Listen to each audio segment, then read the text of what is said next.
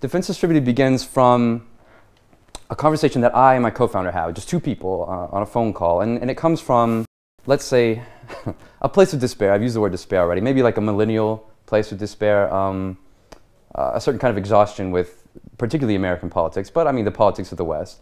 What we could say is the post-political, the trans-political moment, just the liquidation of democracy, the recognition that really democracy is kind of in this, this transpiring threshold of indeterminacy between, like, the nominal liberalism, but mostly something that's contiguous with a future absolutism, something that was more confirmed to us after the revelations of Edward Snowden, for example.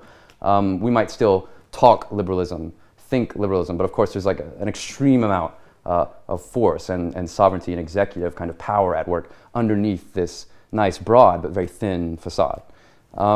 From that place, we thought, well, look, we don't want to just, and it was a gun conversation first. I mean, it was like, well, what would a world be like with, semi-instantaneous access to a firearm? I mean, how would that look?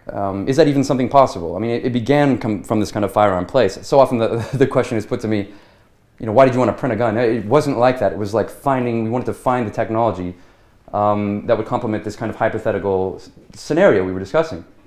I mean, it just came from that. I mean, our frame of mind is, again, one of these of extreme suspicion of democratic and legacy institutions. And then as we kind of decided that this was a project we wanted to do, we found our footing and found our rhetoric.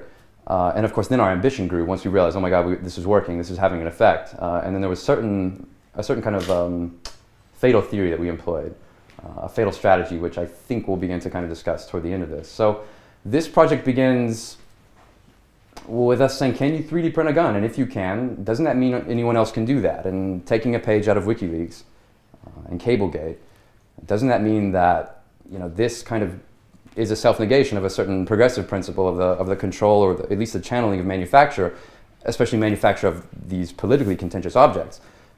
Maybe that all seems obvious, but for us it was like, oh my God, if we could do this, this seems to be on the table. We were willing to be the people to both develop that and put that into the public domain. And so the first kind of premise was available, which was the language about open source technology, the language of an open society, was ripe for abuse, if you will. It was ripe for co-option. This is typically a language used by young, let's say kind of borderline leftists in the American political discourse, very liberal or progressive young people, about the democratization of manufacture and technology and the general kind of liberalizing effects of these things.